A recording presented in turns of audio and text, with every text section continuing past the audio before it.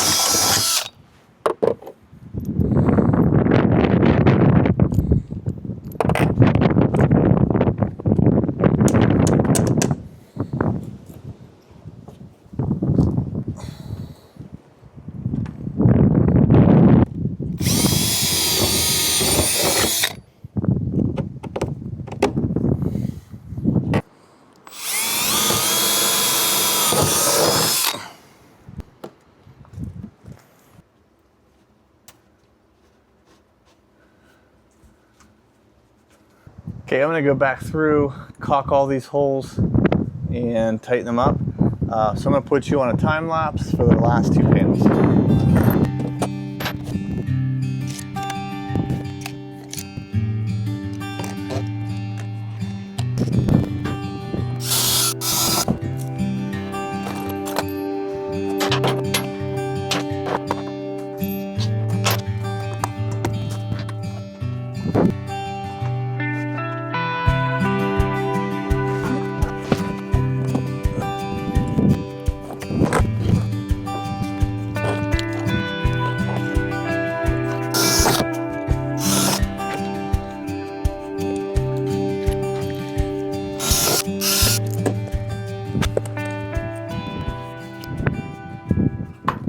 So I do have these 1-inch silicone grommets. I'm going to drill down through the tonneau cover.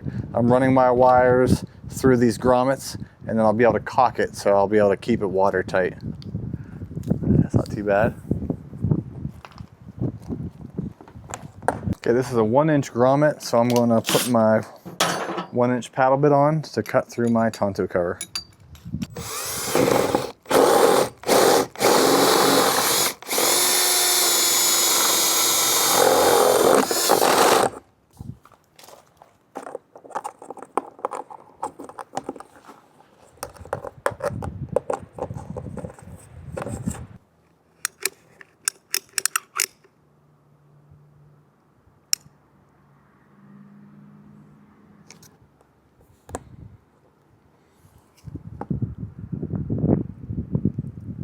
gonna throw a little of this adhesive on here and around the wire, and then just let it dry, because it needs to get hard or it's gonna get sticky, and I'll get it everywhere here.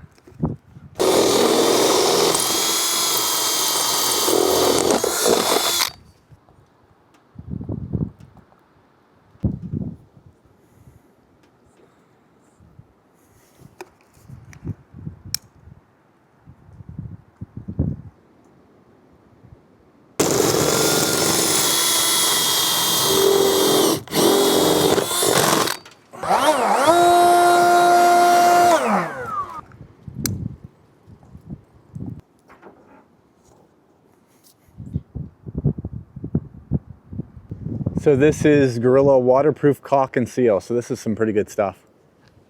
So I'm gonna let this set up and I'll start getting some wires connected here.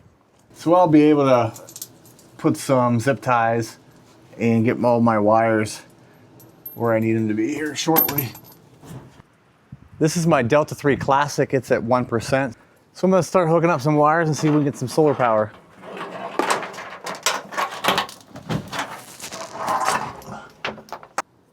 Now this is I'm not sure what connector this is, but it's yellow or orange.